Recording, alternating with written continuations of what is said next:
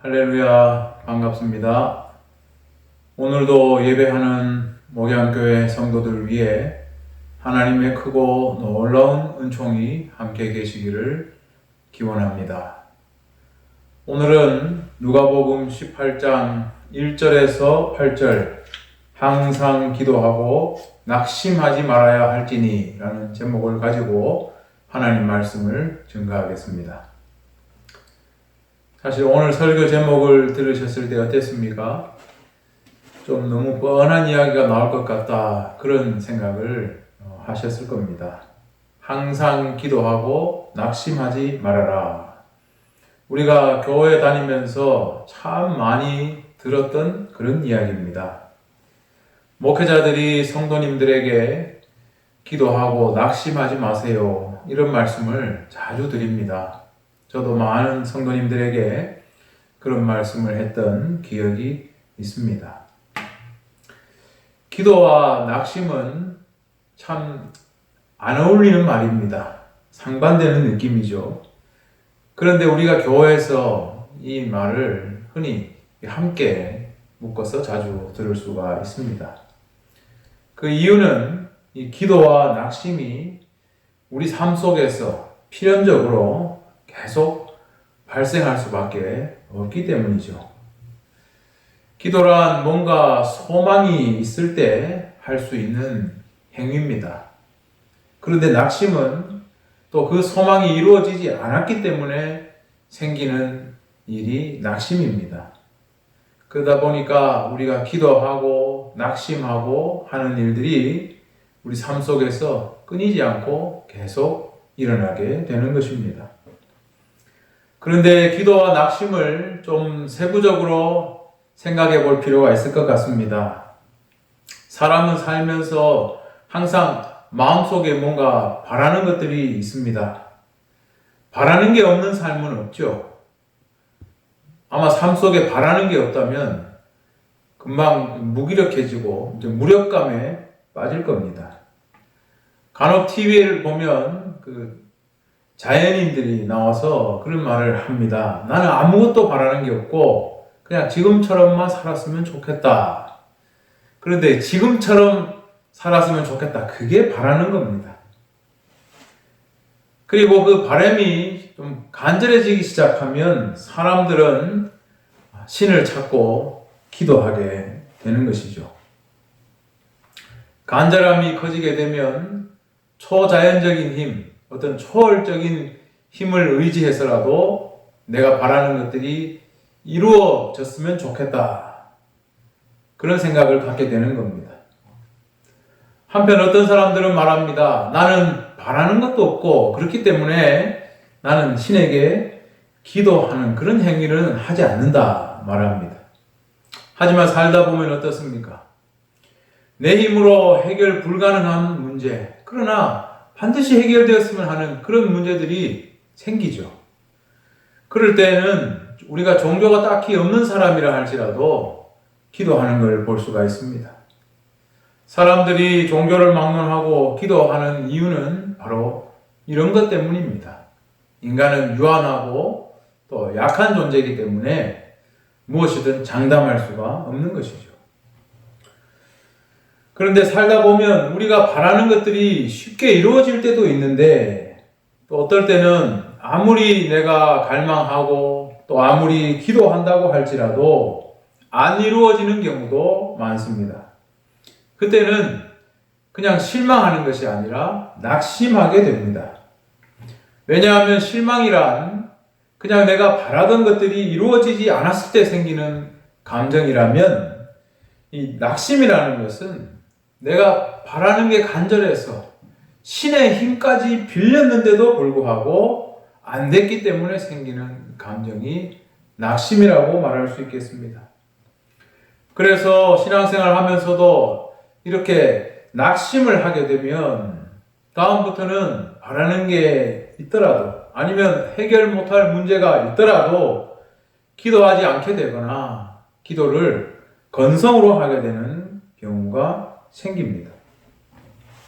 실제로 많은 기독교인들이 기도해야 한다는 것을 알면서도 이런 경험이 쌓이다 보면은 마지못해 기도하거나 건성으로 기도하는 경우가 많습니다. 그러다가 낙심이 잦아지게 되면 나중에는 신앙을 잃어버리는 그런 경우들도 많이 보았습니다.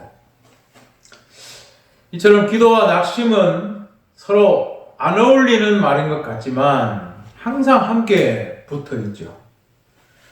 오늘 본문에서도 보면 예수님은 기도하고 낙심하지 말아야 한다라는 말씀을 하셨습니다. 주로 목사님들이 성도님들에게 하시는 말씀을 예수님은 제자들에게 하셨습니다. 제자들에게 하셨다는 걸 어떻게 알 수 있냐고요? 본문 1절에 보면 그들에게 말씀하셨다고 나옵니다. 여기서 그들이란 앞에 읽었던 우리 본문에서 바로 제자들을 지칭하고 있기 때문에 예수님이 제자들에게 말씀했다는 걸 알 수가 있습니다. 그렇다면 예수님은 왜 제자들에게 그냥 기도하라, 기도에 대해서 가르쳐 주신 것이 아니고 기도하고 낙심하지 말아야 하리라 이 말씀을 왜 하셨을까요? 물론 당연히 사람들이 너무 기도하고 쉽게 낙심하니까 이 말씀을 하셨을 텐데, 그런데 이 말씀을 하신 근본적인 이유가 있습니다. 우리는 왜 기도하고 낙심하지 말아야 하는가? 이게 오늘 말씀의 주제라고 볼 수 있겠습니다. 성경 말씀 본문을 보면 예수님은 제자들에게 항상 기도하고 낙심하지 말아야 하리라 이것을 비유로 말씀하셨다고 나옵니다. 비유로 말씀하셨다는 것은 제자들이 이해하기 쉽게 하려고 그렇게 하신 것입니다.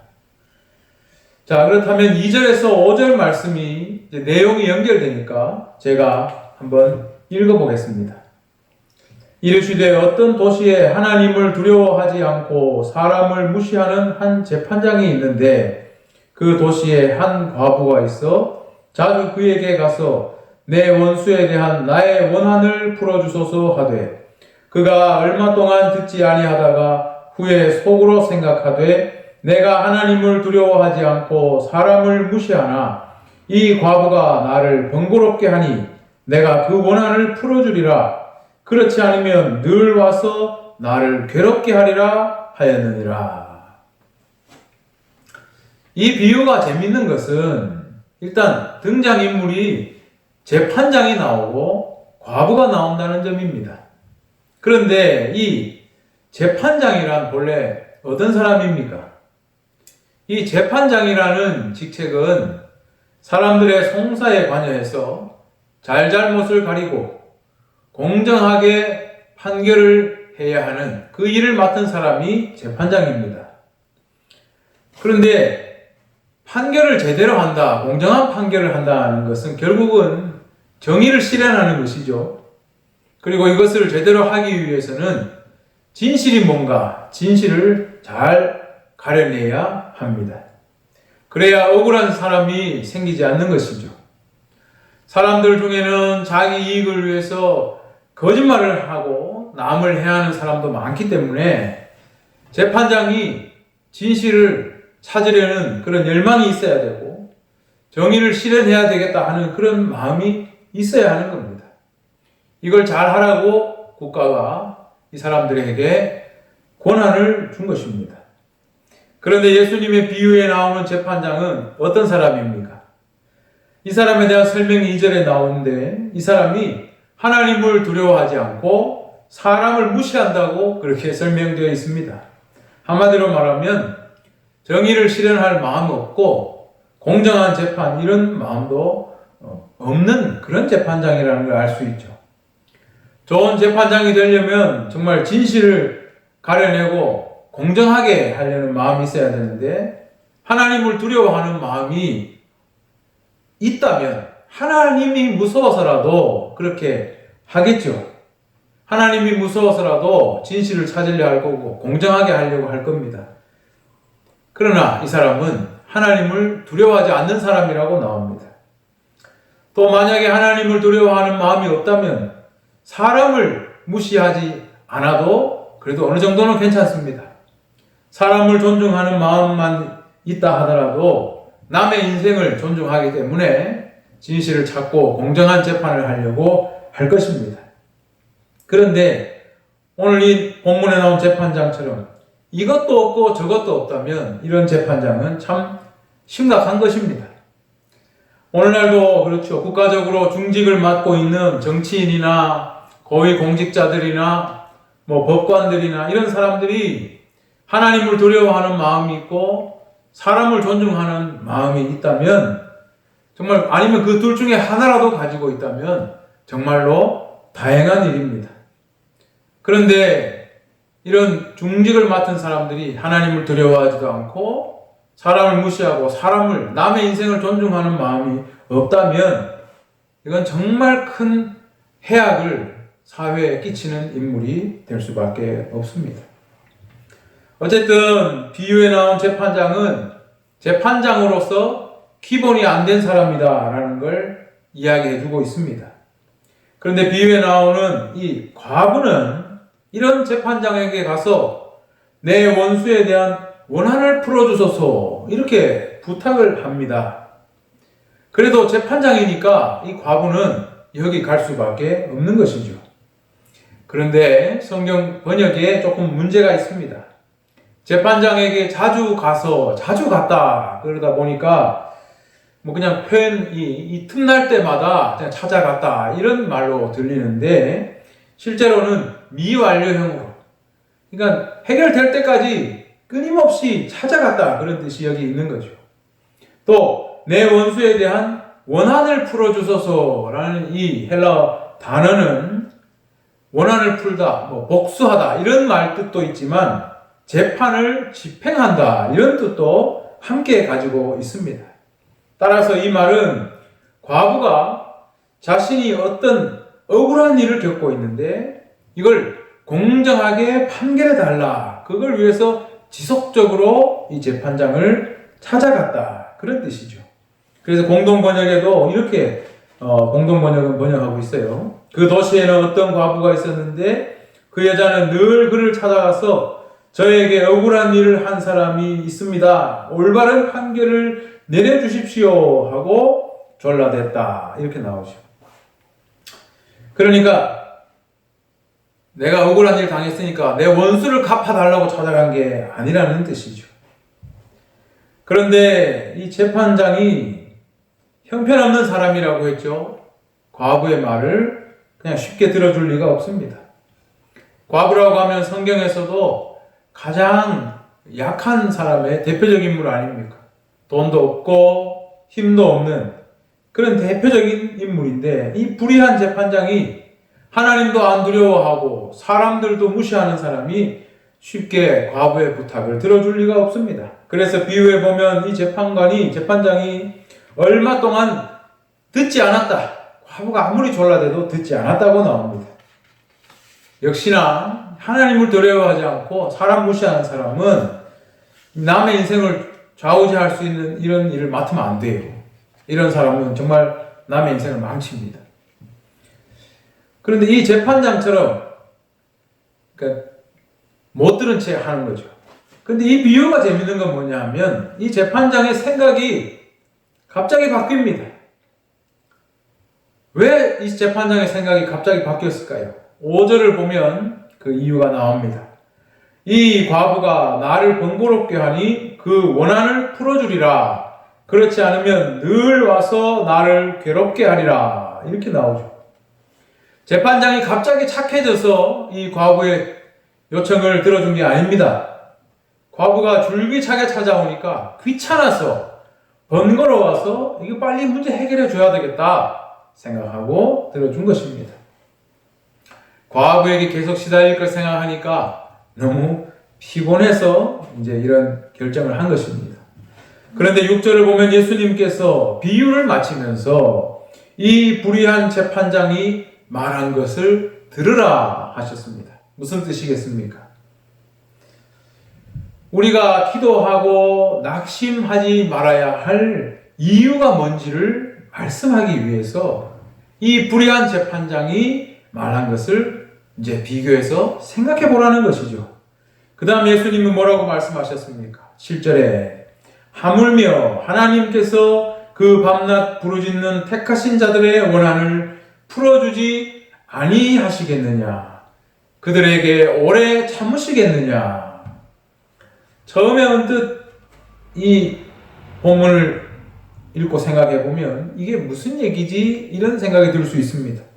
왜 갑자기 불의한 재판장과 하나님을 비교할까? 이런 생각이 듭니다. 그런데 곰곰이 말씀을 생각해 보면 예수님이 하신 말씀의 뜻이 뭔지 알 수가 있습니다. 예수님께서 갑자기 불의한 재판장과 하나님을 비교한 이유는 뭐냐면 불의한 재판장도 계속해서 과부가 귀찮게 하는 게 번거로워서 그 부탁을 들어줬다는 것이죠. 그렇다면 하물며 하나님은 어떻게 했냐는 것입니다. 예수님 말씀 중에도 잠깐 나오지만 하나님이 어떤 분입니까? 본문 7절에 나오지만 그 밤낮 부르짖는 택하신 자들의 원한을 풀어주시지 않겠느냐 했습니다. 즉 하나님은 택한 자들을 사랑하시고 구원하시고 그들의 아픔을 해결해 주시는 분이라는 것을 말씀하고 있는 겁니다. 그런 분이 자신이 택한 자가 억울한 일을 당하여 밤낮 부르짖을 때 못 본 척 하겠느냐는 것입니다. 7절 마지막 문장에 그들에게 오래 참으시겠느냐 했습니다. 여기서 그들은 택한 자를 지칭하는 것으로 보는 것이 자연스럽습니다. 그렇다면 하나님은 택한 받은 자가 억울한 일을 당해서 부르짖고 기도할 때 하나님께서 이것을 그냥 모른 척 하시겠느냐? 지체 없이 그들을 해결해 주시지 않겠느냐? 그런 말씀입니다. 그렇기 때문에 예수님은 하나님의 자녀들이 기도하고 결코 낙심하지 말아야 한다라는 것을 말씀하고 있는 것입니다. 하나님께서 우리를 사랑하시고 그 기도를 들으시기 때문에 그렇게 해야 한다는 것입니다. 설교를 시작하면서 말씀드렸지만 사람이 살다 보면 항상 마음에 바라는 것이 있고 바라는 것에 대한 간절함이 더해지면 하나님께 기도도 하게 되는데 만약에 이게 기도했음에도 해결이 안 되면 실망하게 되고 이것이 중복되면 낙심하게 되는 것이 당연한 수순이라고 말씀드렸습니다.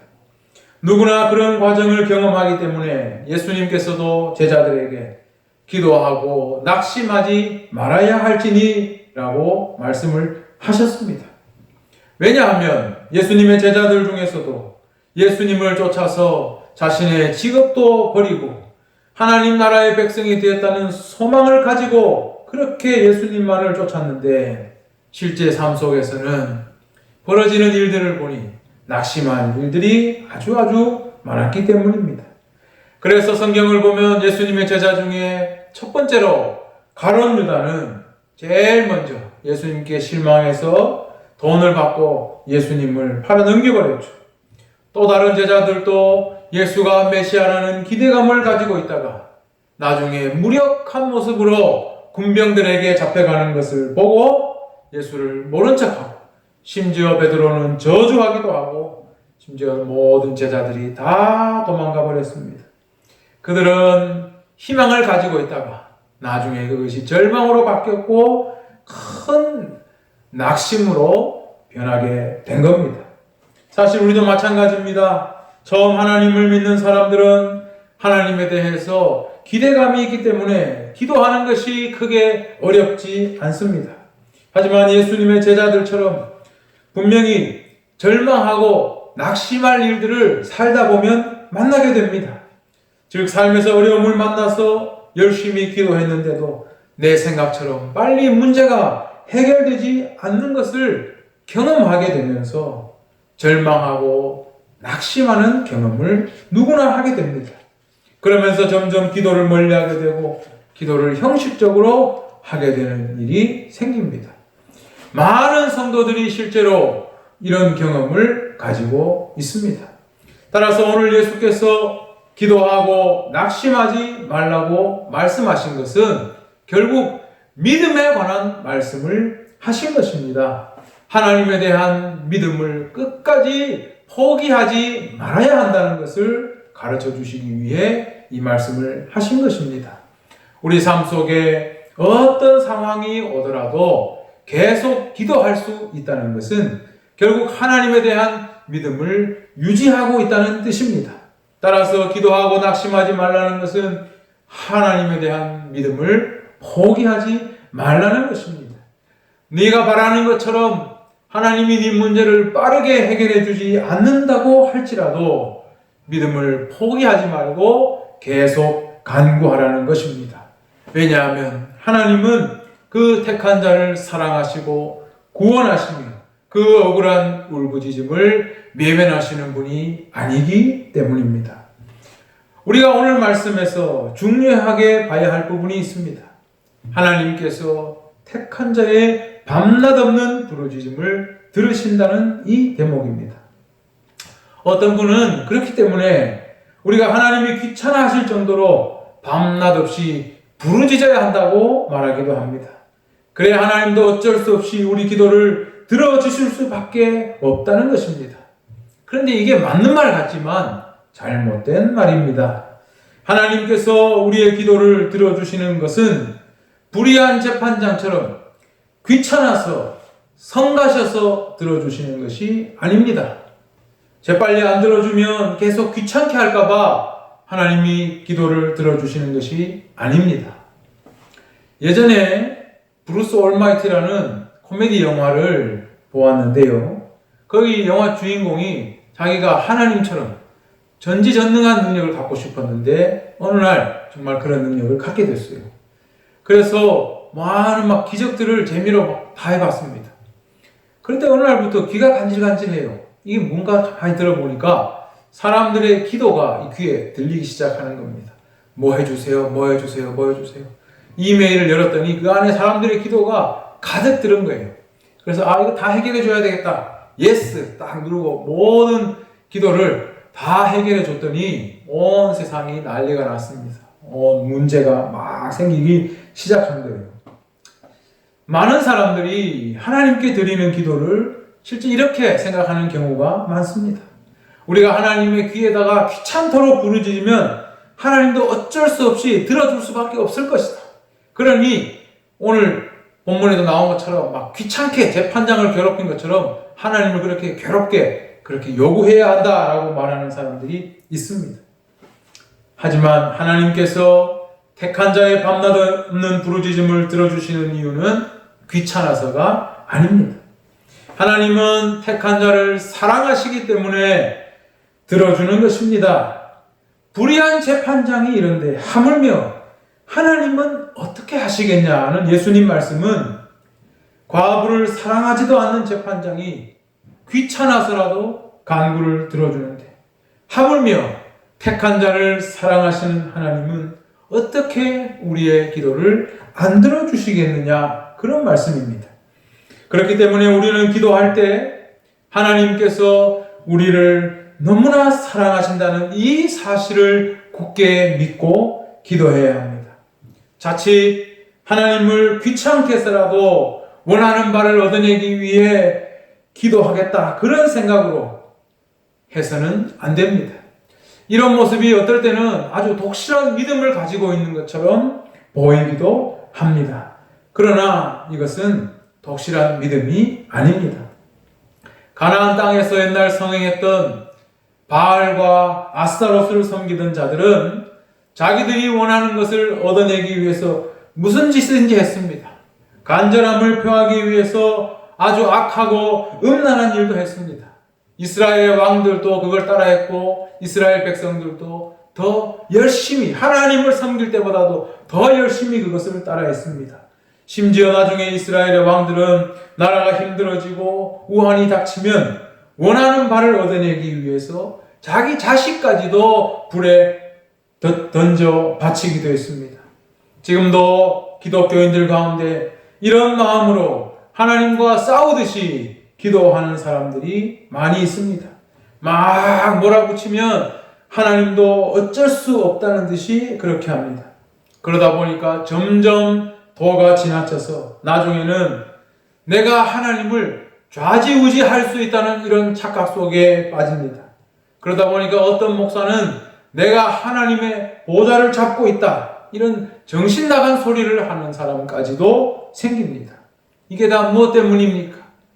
잘못된 열성, 기도를 분투로 생각하는 그런 생각이 점점 더 격해지다 보니까 이런 정신 나간 생각도 갖게 되는 것입니다. 예수께서 기도하고 낙심하지 말라는 것은 내가 원하는 것을 얻기 위해 하나님을 귀찮게 하라는 말씀이 아닙니다. 하나님은 우리를 너무나 사랑하시는 분이라는 이 사실을 믿고 이것을 굳게 믿고 기도하라는 뜻입니다.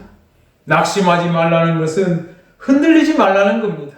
끝까지 하나님을 믿으라는 말씀입니다.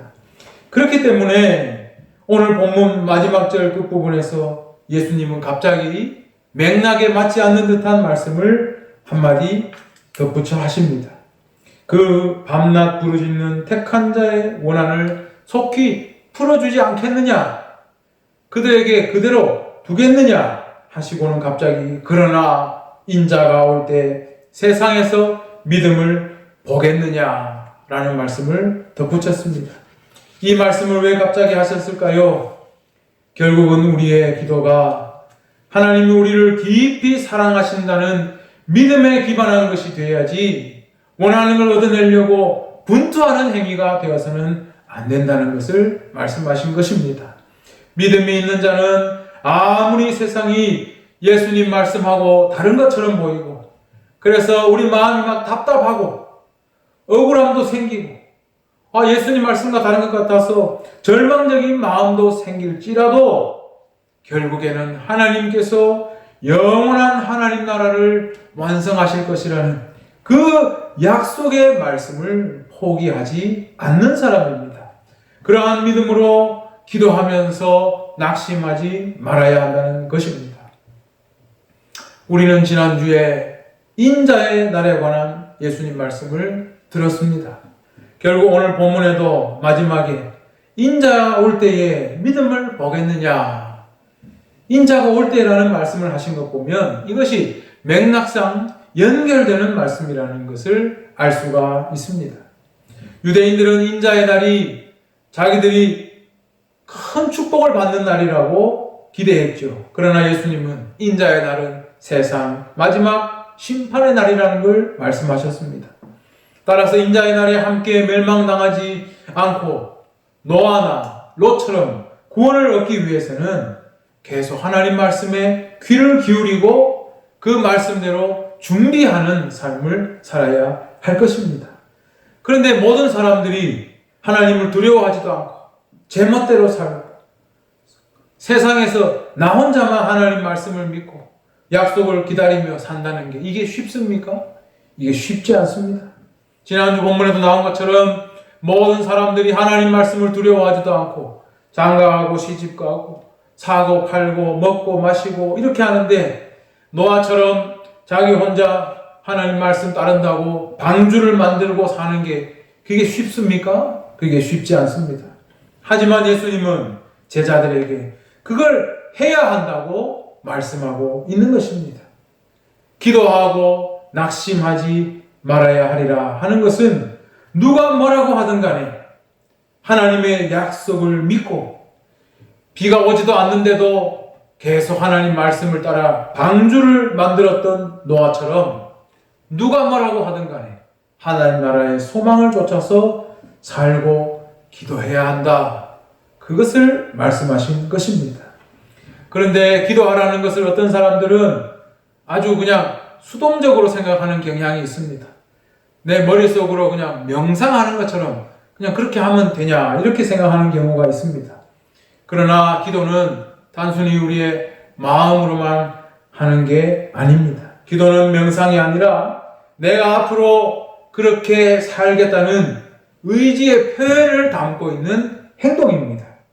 노아가 방주를 열심히 만드는 것처럼 기도하는 사람은 내가 기도하는 대로 행동으로 그것을 옮기는 것까지 포함되어 있어야 하는 것입니다. 따라서 기도하고 낙심하지 말아야 한다는 것은 세상이 뭐라고 하든 하나님 나라에 대한 소망을 계속해서 품고 살아가는 삶을 말합니다. 그렇지만 예수님은 인자가 올 때에 세상에서 믿음을 보겠느냐라는 말씀도 덧붙여 하셨죠. 즉 세상이 뭐라고 하든 하나님 나라의 소망을 품고 살아가는 게 쉽지 않다는 뜻입니다. 그게 쉽지 않다는 뜻입니다. 이게 쉽지 않기 때문에 믿음은 너무나 소중한 것입니다. 그렇기 때문에 성경 말씀에도 히브리서 11장 6절에 믿음이 없이는 하나님을 기쁘시게 하지 못한다고 했습니다. 그리고 하나님께 나아가는 자는 반드시 그가 계신 것과 또한 그가 자기를 찾는 자들에게 상 주시는 이심을 믿어야 할지니라고 했습니다. 또한 오직 의인은 믿음으로 살리라 했습니다. 믿음이 그렇게 중요한 것입니다. 우리에게 필요한 것은 뭡니까? 흔들리지 않는 믿음입니다. 세상이 뭐라고 하든 하나님 나라의 소망을 끝까지 붙잡고 하나님이 우리를 사랑하신다는 그것을 믿고 끝까지 기도하는 것입니다. 계속 기도할 수 있는 힘은 결국 믿음에서 나오는 것입니다. 사랑하는 우리 목양교회 성도님들은 오직 하나님의 이 약속의 말씀을 믿음으로써 낙심하지 않고 끝까지 기도할 수 있는 분들이 되기를 바랍니다. 그래서 마침내 하나님이 약속하신 것처럼 그 나라가 임할 때 온전한 승리와 영광을 누리는 분들이 다 되시기를 우리 주님의 이름으로 축원합니다. 기도하겠습니다. 사랑의 하나님, 은혜를 감사합니다. 우리 주님의 귀한 말씀을 듣게 하신 은혜를 참으로 감사드립니다. 기도하되 낙심하지 말라는 주님의 말씀을 좇아서 이 세상 가운데 살아갈 때 우리의 믿음을 흔드는 수많은 요소 있을지라도 오직 하나님의 약속의 말씀을 붙잡고 믿음으로 끝까지 기도하며 소망을 가지고 승리하는 하나님의 자녀들이 되게 하여 주시옵소서. 우리 목양교회 성도들이 하나님의 약속의 말씀을 붙잡고 마침내 승리하며 하나님 나라의 영광을 누리는 분들이 다 되게 하여 주시옵소서. 거룩하신 예수님의 이름으로 기도드립니다. 아멘.